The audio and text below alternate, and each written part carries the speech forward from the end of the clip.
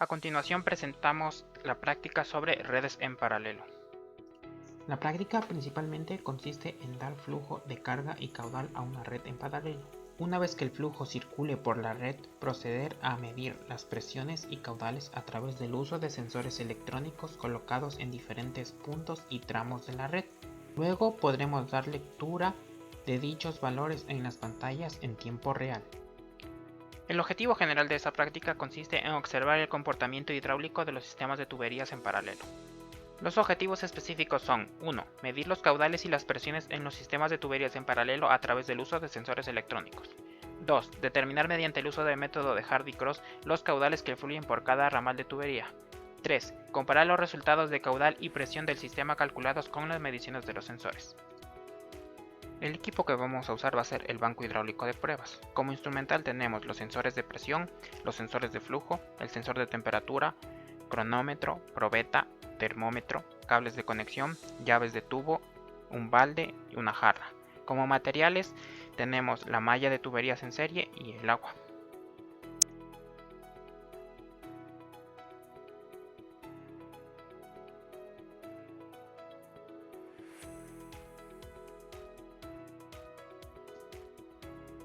Esta será la red en paralelo a analizar. El agua circulará desde el punto A y se dividirá en 3 ramas para salir por el punto I. La enumeración que se puede observar corresponde a los accesorios usados. Aquí tenemos los datos de los accesorios usados, así como los datos de las longitudes de tuberías. Dichos datos son necesarios para la resolución del sistema.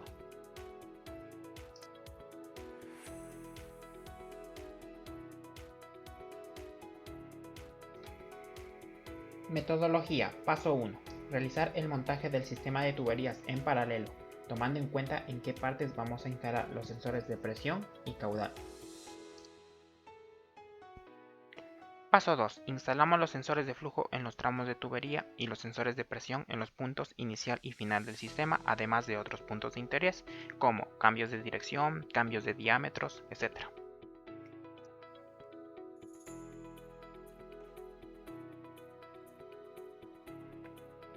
Colocamos la unión universal en el extremo del sensor.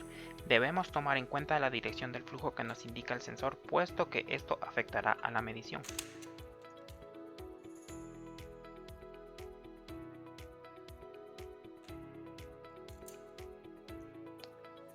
Después colocamos el otro extremo del sensor en la unión con la tubería y ajustamos adecuadamente.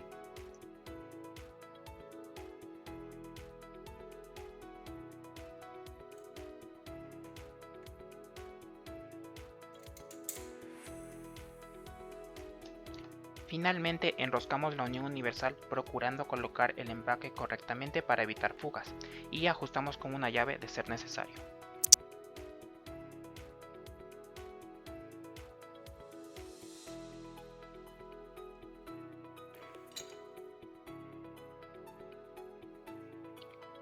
Colocamos el sensor de presión en la T de la tubería y ajustamos con una llave. Debemos tomar en cuenta que la rosca del sensor es de media pulgada.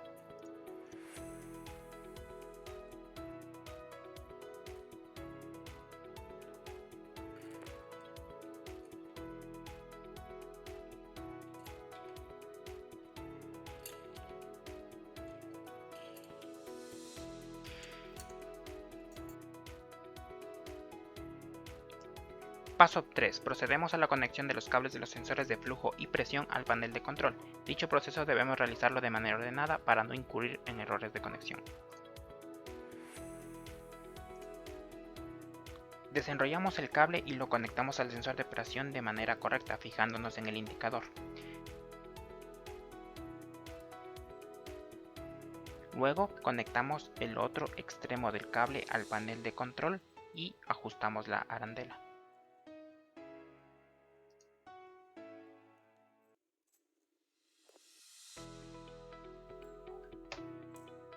Desenrollamos el cable de conexión con cuidado y procedemos a conectarlo al sensor, tomando en cuenta la posición de este.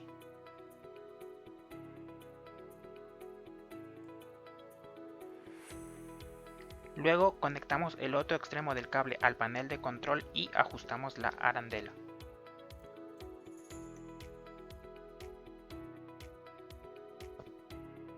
Paso 4. Debemos establecer el número de sensores usados en las tablas 2 y 3 del registro de datos. Además, necesitamos identificar y definir información referente a la malla, tales como diámetro nominal, espesor, presión de trabajo, material y accesorios usados en las tablas 4 y 5. Luego tenemos que realizar una isometría del sistema en la tabla 6 y enumerar los nodos de la malla.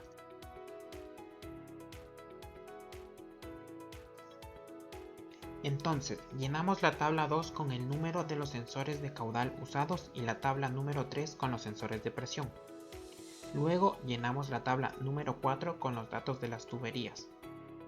En la tabla número 5 colocamos los datos de los accesorios para encontrar el factor de longitud equivalente de cada uno.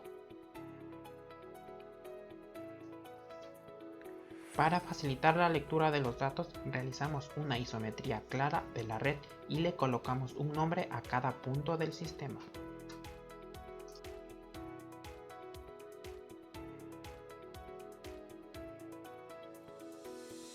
Paso 5. Conectamos el suministro de agua al tanque de almacenamiento y esperamos que se llene al máximo de su capacidad.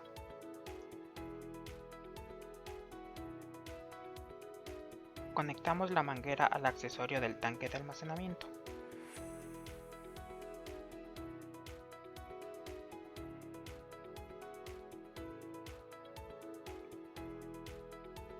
Luego procedemos a ajustar la abrazadera correctamente.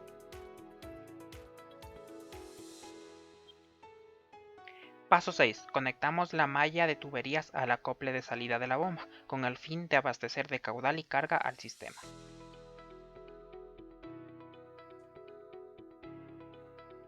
Conectamos la malla al acople de salida de la bomba. Para ello conectamos la unión procurando colocar el empaque correctamente y ajustamos adecuadamente.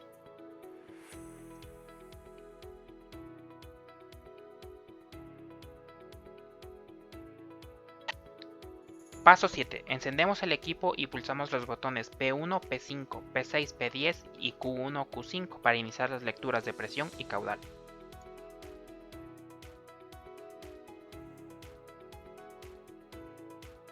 Encendemos el equipo, esperando a que las pantallas carguen correctamente. Luego, pulsamos los botones antes mencionados para proceder a las lecturas.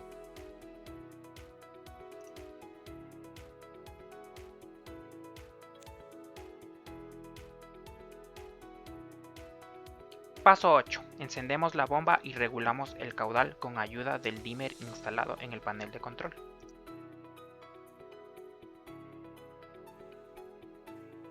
Ajustamos la potencia de la bomba con el dimmer y procedemos a encenderla.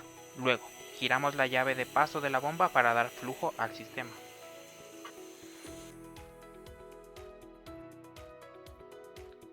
Paso 9. Una vez regulado el caudal, procedemos a la toma de los datos iniciales, tales como la presión estática y el caudal.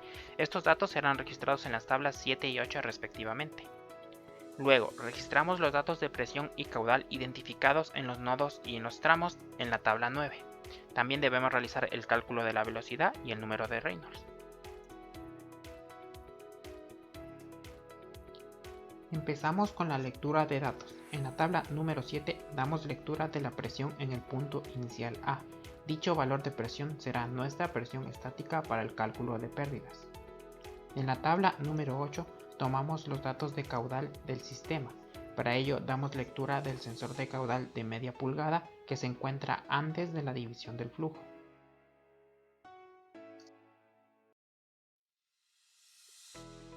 Ahora procedemos a la toma de datos del sistema. Llenamos las columnas de puntos, tramos, longitud y diámetro con los datos proporcionados anteriormente y damos lectura en los diferentes puntos y tramos de las presiones y caudales que se presentan por los sensores. Paso 10. Debemos realizar el aforo volumétrico en el final del sistema y registrarlo en la tabla 10. Realizamos el aforo volumétrico en el final del sistema. Para ello debemos usar el balde y el cronómetro.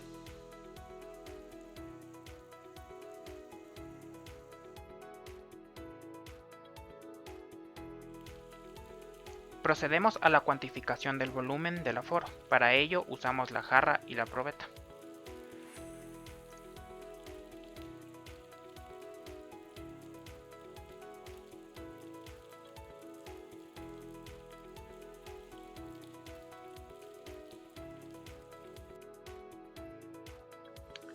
Paso 11.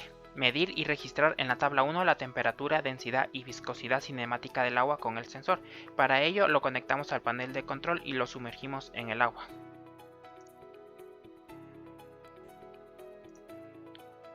Sacamos el sensor de temperatura de su caja. Conectamos el extremo del cable al panel de control y ajustamos la arandela. Luego sumergimos el sensor en el agua. Procedemos a pulsar el botón de temperatura esperando a que se estabilice para dar lectura.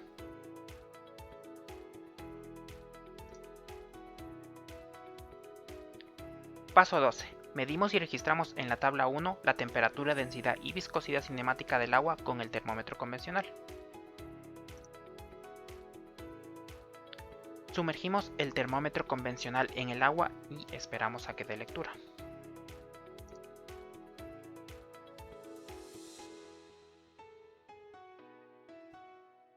Paso 13.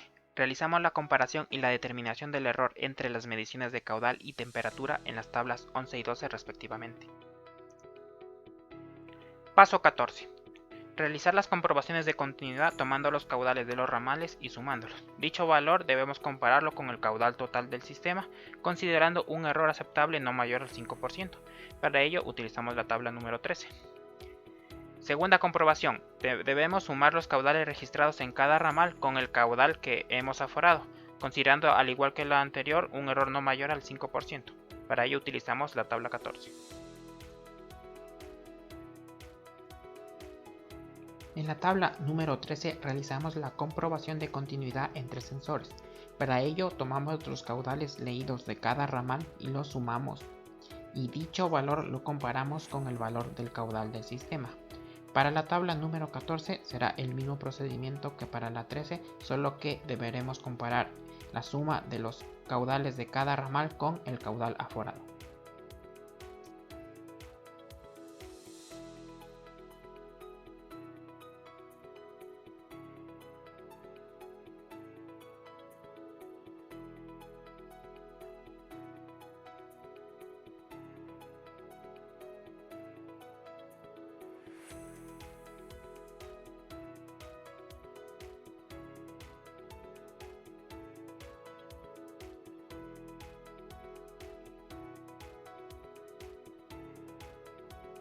Las ecuaciones fundamentales que se van a usar durante el desarrollo de esta práctica son el diámetro interno de tubería, velocidad de flujo, número de Reynolds,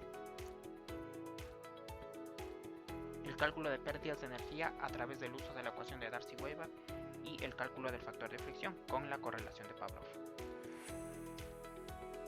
Cálculos. Realizar la resolución del sistema en paralelo a través del uso del método de Hardy-Cross, hallar los caudales de cada ramal y la presión en el último punto del sistema.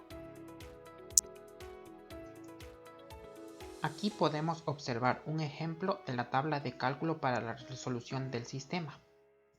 El método de Hardy-Cross se compone de una sucesión de iteraciones. Para la resolución del sistema deberemos dividir nuestra red en dos circuitos. En cada circuito deberemos asumir el caudal que circulará, procurando que la suma total del caudal sea nuestro caudal aforado. Luego calcularemos las pérdidas por fricción totales de cada uno de los tramos de tubería y procederemos a aplicar el método de Hardy-Cross.